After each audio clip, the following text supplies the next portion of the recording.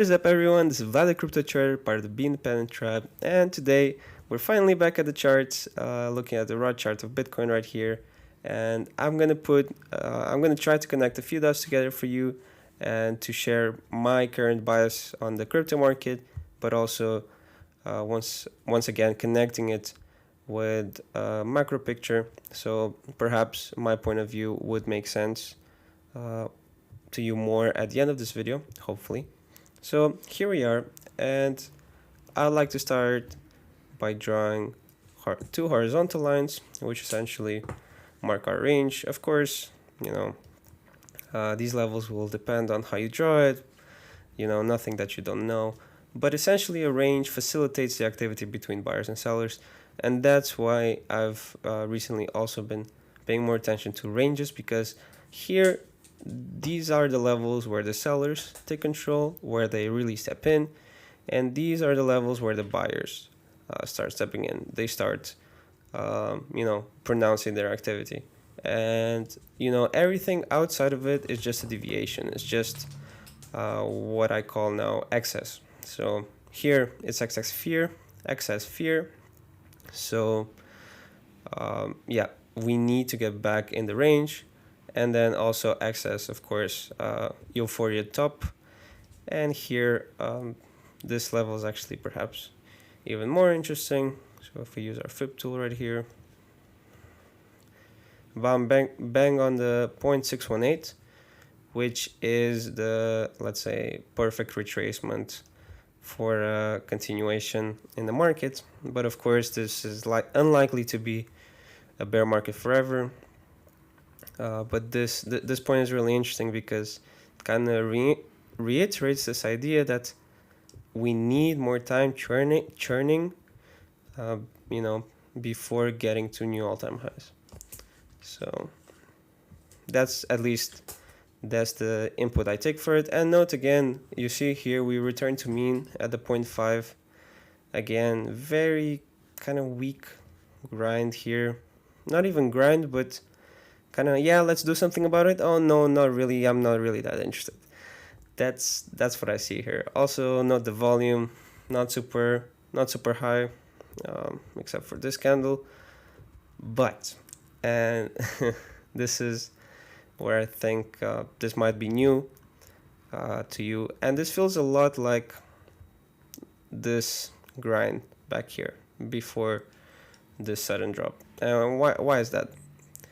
Let's think about liquidity for a second and where the stop losses are of people who are long and short. And in this case, I'd like you to pay more attention to the people who are long, because, of course, the majority of people are generally long most of the time. So let's pick this example right here, right? This highlighted example. So you take a long here, right? And where are your stops being placed? Below this level. Let's make that red, right? And you see the market going up, and it's like, it's going away from my stop. Everything's great. But then you get this candle. And what is this candle, right? This candle is not just fear and, despair mixed with everything, every kind of emotion in between. It's also these stops being triggered, right? And why is that actually good for the market? It's because these buyers would be sellers at these levels right here. But as we get rid of them, that selling pressure at the higher levels now disappears. And this is great for the market overall. Of course, it might not be such great news if you're long right now, but for the long term, it's an ideal scenario, I would say. And so, with this in mind, and that's generally you need to be a contrarian in markets. And of course, as you've noticed, I have zoomed into the daily.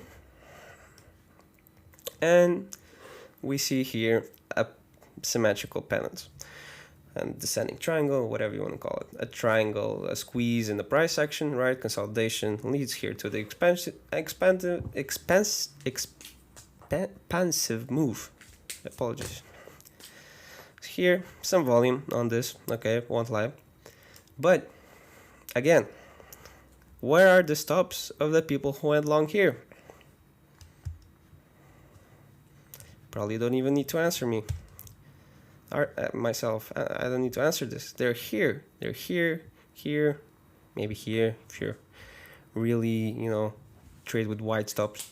Wouldn't be me, but never know. Let's say on average stops are below this level, below the 9,000-ish level. All right. So what would we get if the price moved here? I think we'll get this.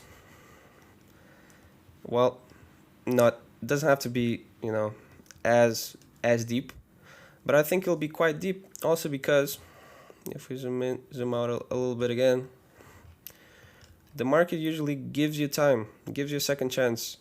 And here, especially this range, these levels right here, it hasn't really decided on what it thinks of this level. It kind of just jumps through it right here on fear, and here it jumps through it on greed. And it doesn't really give you a fair answer on what it thinks of this level. Maybe you could make an argument. Yeah, we have decided on this level way back, but again, I think we need to retest. We need to ask a second question again. We need to ask the same question again. What do we think of this level? And the market usually does have to answer that question. So I really think that we could see these levels again, and that's why I'm bearish. I'm actually out of the market. I'm not really short.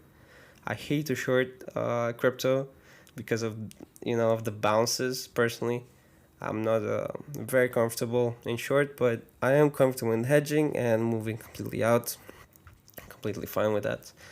Don't have too much FOMO, as there's of course a long-term portfolio in Bitcoin, but especially for the trading part, completely out, because I definitely could see something like this happening in the near future, especially now with the beginning of the quarter. And yeah, I'm not even saying that we won't recover by the end of it. I actually think that this will be and this is from Trader CZ ideas. So then we go here, right? We grab the liquidity and we'll be super quick to recover back up. So I think potentially on the 3-month, this will even go. Let's grab the brush. This will go all the way in to then even return. And this is in one candle, of course, but this is the general idea. And if we perhaps on the weekly, that would have made more sense. So something like this. So super quick, kind of catch everyone by surprise and then recover back up. And again, making these people buy on higher levels now that they've been stopped out here. And again, like as I've said, that future selling pressure is gone, so they would need to return back to the market in order to take profit in the future. So I think that makes a lot of sense. I hope I have explained this idea in detail. If not, please let me know. I'll definitely explain it to you again if necessary. And to kind of confluence with that idea comes Ethereum, and for that we need to look at this chart shared by Raul Powell. And I see here that there's a gap on Ethereum around the 280 level. And you don't need to be a genius to find out that the 280 level would be the new support after this major resistance was broken. You could even make an argument this horizontal line goes way back there, at the giant pennant that led to the euphoria phase of the previous bull market. Yep, all valid points, but it needs to be retested. So we broke it on high volume, of course. Now this candle is very telling. It's a rejection candle, right? So we opened here, we tried to go all the way and then said no, smack down, right? So that shows me that we need to get rid of some more buyers, and probably find some support around the 280 level, fill this gap, and simultaneously then this goes for Bitcoin, that indeed these levels are in play here, like as I've shown you on the other chart. And yeah, this would be around a 25% correction, and for Ethereum I think that would be a bit more, well actually less. Interesting. But I definitely see both going down, and in unison doesn't really mean that. Yeah, I've seen an idea that this on Ethereum BTC, this could be a potential head and shoulders. Again, I'm not a fan of shorting in the beginning of a bull market, because this is the beginning of a bull market. It just needs a one or two last twists of the knife, with a smack down, again, to get rid of all of the weekends and all of the early entrants, right? This is the idea, because only a few people can, reap the benefits of their patience, let's say.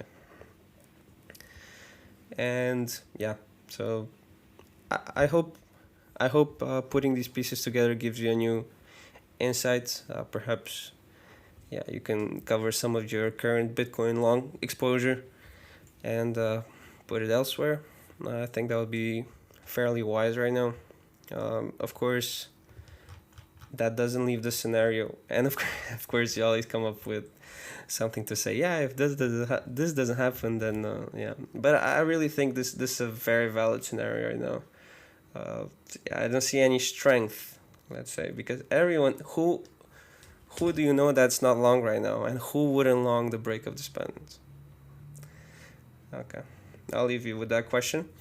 Again, any questions, that reach out personally on Twitter for myself or on our Discord channel. I'm more than happy to get in touch with you. Again, I hope you took some value from this video, and I hope to see you the next time around. Take care.